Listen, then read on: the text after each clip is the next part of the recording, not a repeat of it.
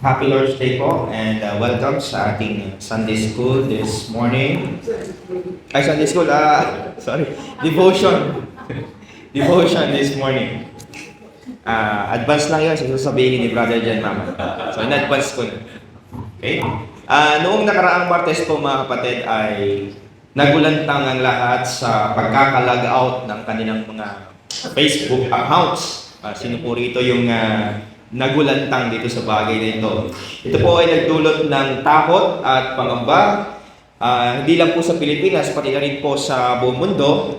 Dahil po ang Facebook ay isang social media platform na maaari pong magamit sa pakipag-communicate sa ibang mga tao, sa business, sa advertisement, at maging sa entertainment. Ito po yung dahilan kung bakit marami yung naapektuhan ng pagkaka-log out ng kanilang mga accounts. So, simula nang ilabas ito sa internet, yung Facebook po ay naging parte na ng buhay ng mga tao. At milyon-milyon po yung gumagamit ng platform na ito kada oras. At napakarami rin namang mga tao na ginugugol yung kanilang mga oras para dito sa platform na ito. Kaya naman, hindi po katakataka kung bakit gayon na lamang yung reaksyon ng mga kararami nung sila po ay hindi maka-access dito. And some of them thought na nahack yung kanilang account. Yung iba naman, naisip nila na katapusan na ng Facebook at hindi na sila makakagamit nito. At but generally speaking mga kapatid, marami po yung nangamba na hindi po sila magkakaroon na ng access sa kanilang mga accounts. At however, eventually ay naayos naman ng Facebook ang kanilang website at nagpatuloy po yung kanilang serbisyo sa mga tao. Yung pangyayaring ito mga kapatid ay nagpakita sa atin ng kahalagahan ng tinatawag nating access. Okay? Ito po yung means ng isang tao upang makapasok sa isang lugar, sa isang bagay o anumang mga pangyayari sa kanilang buhay. So without an access, okay? Without an access, hindi po tayo legitimate makapasok sa mga bagay na nabanggit ko. Alam niyo po ba kapatid, gayon din po sa kaharian ng ating Panginoon. According to the Gospel of John, no one can come to the Father without an access. No one is legitimate, no one is worthy, no one can come to God without the only access that God provided to us by Himself. So this morning mga kapatid, we will be reminded kung sino po yung access na ito na ibinigay sa atin ng Diyos upang makarating tayo sa Kanya. So samahan niyo po ako as you open your Bibles in John chapter 14 verse 6. John chapter 14 verse 6. At hayaan niyo po mga kapatid na basahin ko to in King James Version. Sabi rito, John chapter 14 verse 6, most of us ay kabisado ang talatang ito. Jesus said unto him, I am the way, the truth, and the life. No one or no man cometh unto the Father but by me. Panginoon, purihin kayo, Diyos, sa mga salita na aming pong binasa ngayon. Purihin kayo at gabayan kami sa aming pag-aaral, sa aming devotion. At tulungan niyo po kami, Panginoon, na magkaroon ng tamang kaisipan at tamang interpretasyon sa talatang ito. Nang sa gayon po ay magbigay po ng karagdagan sa aming pananampalataya at encouragement po sa amin bilang inyong mga anak. Palain niyo po, Panginoon, ang aming devotion. Nawa kayo po ang aming mabigyan ng kaluwalhatian. Wala nang iba. Ito po ang aming dalangin sa ngalan ng aming Panginoong Hesus. Amen. Dito mga kapatid, sa John chapter 14, makikita po natin yung bigat at yung lalim ng usapan. Okay? Usapan sa pagitan ni Kristo at ang kanyang mga pinakamalalapit na tagasunod o mga lingkod. Ito ay ang pag-uusap kung saan punong-puno po ng mga katotohanan. If you're going to read it, makikita rin po natin sa chapter or even sa book na ito, yung mga pangako ng Diyos sa atin bilang mga mananampalataya. So ang dahilan po nito ay dahil yung chapter number 14 ay kabilang po sa paglalarawan ng mga pangyayari sa huling hapunan ng ating Panginoong Kristo sa kasama ang kanyang mga lingkod. So try to imagine mga kapatid, si Kristo, yung kanilang kasama sa kanilang pangangaral. Siya yung kanilang tagapamuno or leader. Kasama nila sa pagpapagaling, sa paglilingkod, sa pagmimisyon, sa pagtuturo ng mga tao. At ngayon, ang ating Panginoong Kristo ay tila ba, sa chapter na ito, ay namamaalam sa kanila. Tila ba, inihahanda na sila para sa mga mangyayari na darating, lalo na yung kanyang kamatayan. Okay? So kaya naman, hindi katakataka na mabigat at labis po yung kanilang kalungkutan na nadarama. Ngunit, alam ito ng ating Panginoong Hesus, kaya naman makikita sa mga unang chapter, kung titignan niyo yung mga Bibles niyo sa verse number 1, ay makikita rito sa unang talata yung paghihikayat ni Kristo na huwag po silang matakot. Okay? Na huwag silang matakot, kundi magtiwala sa plano ng Diyos at sa kanyang mga salita. So ipinapakita at pinapaalala ni Kristo sa kanila ang isang buhay na puno ng pag-asa sa kabila po ng kalungkutan, sa kabila ng mga mabibigat na hamon na hahamunin nila sa kanilang buhay sa darating na panahon. At sabi rito, makikita natin sa mga talatang naunang narito, bagamat hindi po natin binasa, yung pinakita sa kanila ng Panginoon at sinabi sa kanila ng Diyos na kung saan si Kristo paroroon ay paroroonan din nila. So, ganun pa man, sa kabila ng mga pag-asang ito, nagkaroon pa rin po ng kalituhan yung kanyang mga alagad. At sa gitna ng mga ito ay ipinahayag po ni Jesus dahil nakita niya na merong isang disciple na nagtanong tungkol dun sa mga sinabi niya. Kaya ipinahayag ni Kristo yung kanyang pagkakakilanlan bilang isang nag-iisang daan patungo sa kalangitan. Dito po papasok yung isa sa pinakasikat or pinaka-famous na verse na kadalasan nating kabisado. So it is when Thomas, one of his disciples, says, "How can we know the way?" Okay? How can we know the way? Ngayon, sa verse na ito, sinabi sa verses 1 to 5, makikita natin yung response ni Christ. Jesus immediately responded, "I am the way, the truth, and the life." So brethren, sa umagang ito, tuklasin po natin ang kayamanan ng mga pahayag ito ni Kristo. At dito sa pahayag niya, ano ba yung implikasyon nito sa ating buhay bilang mga lingkod ng Diyos. So I want to continue this message by saying this timeless truth na makikita po natin sa verse na binasa natin kanina. But that is, Jesus is the exclusive means of access to the Father. Okay? Jesus is the exclusive means of access to the Father. Si Jesus po yung nag-iisang paraan ng Diyos upang makarating tayo sa Ama. So He is the means of access. When He declares na siya yung daan, yung katotohanan at yung buhay, ay ipinapahayag niya din yung implikasyon yun. Kung bakit niya sinabi yun. Ano yung resulta nun sa buhay natin? Ay yun po yung walang sino man ang makapatutungo sa Ama kung hindi sa pamamagitan ni Kristo. So therefore, makikita natin yung dalawang bagay sa talatang ito. Una, makikita natin dito yung identity ni Kristo. Pangalawa, makikita natin yung exclusive access niya sa Diyos Ama. Okay? Tingnan po natin ang dalawang bagay na ito. First is that Jesus' identity as the way, the truth, and the life. So binasa nating talata. Jesus said unto him, "I am the way, the truth, and the life." So in this verse, brethren, nireveal ni Kristo ang mga aspeto o ang mga aspeto ng kanyang identity na hindi lang po siya basta guro, hindi lang siya basta guide or whatever role sa kanyang ginampanan dito sa mundo natin kasama ng kanyang alagad. But here, sinabi niya that He is the way. He is the truth and the life. No. Now, when He declares Himself as the way, the truth, and the life, dito po, ipinapakita niya yung kanyang role bilang mediator. Okay? Yun yung gusto niyang i-emphasize sa kanyang mga disciples.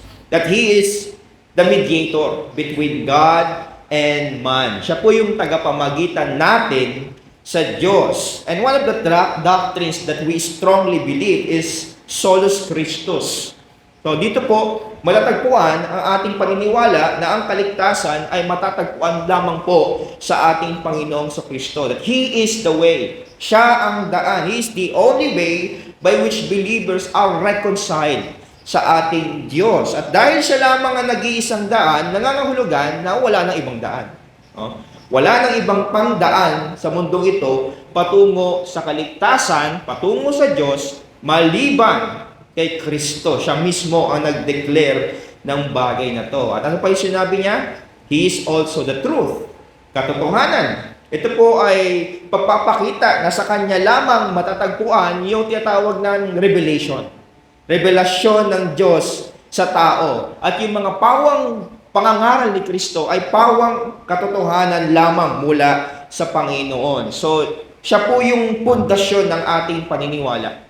Si Kristo po yung pundasyon ng ating pananampalataya, lalo-lalo na yung ating doktrinang tinitindigan because He is the truth.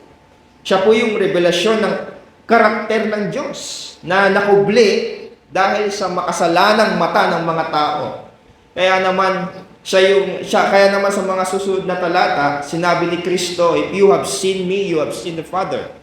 Dahil naipakita ni Kristo yung attribute ng Diyos Ama na hindi natin nasilayan nakita dahil sa makasalanan nating mata. What else? Christ also says He is the life. Siya yung buhay. This has a great significance, mga kapatid, sa buhay nating mga mananampalataya. Because apart from Christ, we cannot obtain eternal life. Because He is the life. Ang buhay na walang hanggan ay matatagpuan lamang kay Kristo na nagsakripisyo po ng kanyang sariling buhay. Sa pamamagitan po ng kanyang sakripisyo at sa kanyang tagumpay sa krus, He conquered sin. He conquered death. Ito yung dahilan upang maghatid sa atin ng kaligtasan at buhay na walang hanggan sa mga magsisisampalataya sa Kanya. Ito ay malinaw, napakalinaw po na pruweba na ang kaligtasan ay hindi matatagpuan sa mga gawa natin, sa mga effort nating mga tao, kundi ito ay tinatanggap lamang sa biyaya ng Diyos sa pamamagitan ng pananampalataya sa ating Panginoong Kristo. Those are the identities na ibinahagi niya sa kanyang mga disipulo. Now, let's take a look at the second one. Second truth na makikita natin, Jesus as exclusive access to the Father. Ang ganda po nito, tingnan natin. So in this verse, not only we see the identity of Christ as the way, the truth, and the life, but also yung pagiging exclusive access niya sa Diyos Ama.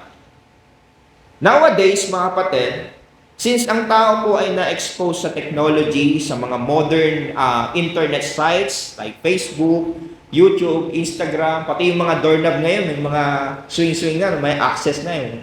Yung thumb mark mo, yung mukha mo, may face recognition. Access po yun para makapasok ka sa door. So that is technology. Dahil kung wala kang access, para hindi ka makakapasok sa mga sites o anumang bagay o anumang uri ng teknolohiya ngayon. So you cannot experience the service that they can offer if you do not have an access. So this gives us the idea of Christ being our access to the Father when He says, no man cometh unto the Father but by me. Now, you know what? Before we go on directly sa pagiging access ni Kristo patungo sa Diyos Ama, kapatid, there is something that we need to realize in this phrase. I hope nakikita nyo yun. No man cometh unto the Father but by me. So for us to realize, magtanong tayo ng ilang question. Bakit kaya walang makakaparoon sa Ama maliban kay Kristo? Bakit kailangan pa ng mediator between God and man? Brethren, it is because of the depravity of man. Depravity of humanity. So, we may usually see this verse as highlight sa pagiging access ni Kristo sa Diyos Sometimes to the point na we mislook that this verse also teaches the depravity of man. Na no man can come to the holy and just God because of our wickedness, because of our sin. So ganito kagrabe yung ating kalagayan. Walang bagay na ating pwedeng gawin gamit ang ating mga sarili para makalapit sa Diyos. Therefore, kailangan natin ng mediator. Kailangan natin ng access. At ito ay walang iba kundi si Kristo. Okay? Since our salvation is only found in Christ, siya lamang yung access natin sa Diyos. Pwede nating tignan si Kristo bilang isang tulay, mga kapatid, na magkokonekta sa ating makasalanan, sa ating mga makasalanang katauhan patungo sa banal ng Diyos. So, sa pamamagitan ng kanyang kamatayan at pagkabuhay muli, Jesus Christ provides the only way for sinners to be reconciled to God and to have access to Him. Now, mga kapatid, upon hearing these wonderful truths mula sa talatang ito, tanungin natin ang ating mga sarili, paano natin ito ma-apply sa buhay natin, okay? Bilang mga tagapakinig. Alright? So, there are some couple of applications here na nakita po natin. Well, isa sa mga bagay na nakita ko, tanungin natin yung ating mga sarili. Ako ba ay totoong may pananampalataya kay Kristo? Nauunawaan ko ba ang Ebanghelyo? Do I truly place my faith in Christ alone? Hindi po dahil sa nag-i-impart ako ng pagdududa sa kaligtasan na mayroon tayo, bagkus nais ko lamang bigyan ng pagkakataon yung mga sarili natin to check kung totoo ba kung tayo ay ligtas na. Kung nasa atin na ba talaga ang banal na Espiritu. Actually, posible kasi na nandito ka, na nakikinig ka ngayon, ay hindi ka pa pala ligtas. Dahil kung nandito ka, nang hindi dahil sa totoong pananampalataya kay Kristo, walang kaligtasan yon because Christ is the only way. Alam nyo, sa Bible school, may nabalitaan ako. Bible student, nagsabi, second year or third year, hindi ko na matandaan, na hindi pa siya ligtas. Doon siya nakakilala sa Bible school. So, Bible student na yon. So, mahalaga mga kapatid, ma-check natin yung mga sarili natin. Ako ba talaga iligtas? Nagtitiwala na ba talaga ako sa nag-iisang access ng Diyos para sa Kanya? And that is Christ. Secondly, it is time for us to make sure that Christ is the center of our lives. Dahil na kay Kristo ang katotohanan, di ba? Sabi sa verse, dapat sa Kanya po naka-align lahat ng ating paniniwala, yung ating mga values, yung ating mga actions, yung ating mga decisions sa buhay, yung mga choices, yung worldview mo bilang isang tao, dapat naka-align ito kay Kristo. I-align natin yung commitment natin kay Kristo. Tandaan natin na tayo ay naging mga Kristiyano. Nung tayo naging mga Kristiyano, hindi na po tayo yung mga kapitan ng buhay natin. Hindi tayo nasusunod. Nung tayo pinalaya ni Kristo sa ating pagkakaalipin sa kasalanan, kasabay nun, tayo rin ay nagpasakop at naging alipin ng katotohanan at katwiran kay Kristo. So, hindi ka na pwede ikaw yung boss. Kailangan meron ka ng sinasanggunian. And last time, pinag-aralan natin yung ating pagpapasakop sa soberanya ng Lord sa Book of James. Pwede natin i-apply yan dito sa ating pong devotion. And another thing, let us always find peace in Christ. Look at this. Makikita natin na simula pa lamang ng chapter, yung mga lingkod ay nagugulumihanan na, natatakot na sila, nangangamba na sila, dahil namamaalam na si Kristo sa kanila. However, makikita rin sa binasa nating talata, Christ encourages them that true peace and true security are found in their relationship with Him. Kaya mga kapatid, dumaan man tayo sa mga matitinding pagsubok ng buhay natin, yung mundo man natin na ginagalawan ngayon ay walang kasiguraduhan, hindi tayo sigurado, ang kapayapaan ay nagmumula kay Kristo. Okay? Ang kapayapaan na nagmumula kay Kristo transcends all these circumstances. Okay? Sinasakop nito yung kapayapaan na binigay sa atin ng Panginoon. Let us surrender our fears, our problems, our anxieties to God, to Christ. Magtiwala tayo na siya ay tapat sa kanyang mga pangako at hindi tayo iiwan at hindi po tayo pababayaan. And lastly, mga kapatid, isang last na application na makikita natin sa text nito, yaman din lamang na alam na natin na si Kristo ang nag-iisang daan tungo sa Diyos. Let us share the gospel to other people. Wag po tayong mahiya, wag po tayong matakot dahil nasa mensahe po natin yung tanging sagot sa napakatinding problema na kinakaharap ng mga tao. Yun ay ang kasalanan na magdadala sa kanila sa puot at galit ng Diyos. So, mga kapatid, pray for the opportunities na maaari nating makuha to share the gospel. Pinag-pray po ba natin yan? Na, Lord, bigyan niyo po ako ng chance na makapag-share ng gospel this Sunday or this morning sa mga co-workers ko, sa katrabaho ko, sa mga kaklase ko, sa pamilya ko. So do we pray for that, for those opportunities? We should start praying for those dahil nasa ating yung solusyon sa problema po nila na pinapahayag. And also, let us attend yung ating church evangelism every first Sunday of the month, kung di ako nagkakamali, para po magkaroon tayo ng opportunity to share this wonderful truth na ibinigay sa atin ng Panginoon. Mga kapatid, Jesus Christ is the only truth, is the life, and He is the only way. So let us cling to Him as our Savior. Let us cling to Him as our mediator. At patuloy po tayong umasa sa Kanya. Patuloy po tayong magtiwala sa Kanyang mga pangako sa ating buhay. Panginoon, maraming salamat sa inyong kabutihan sa amin. Maraming salamat sapagkat kayo ay ang aming daan. Kayo ang katotohanan at ang buhay, Panginoon. Thank you for giving your life to us, to save us. At maraming salamat, Panginoon, sapagkat sa mga katotohanan ito ay natututo kami na magkaroon ng kapayapaan sa aming buhay sapagkat kayo tapat sa inyong mga pangako, Panginoon.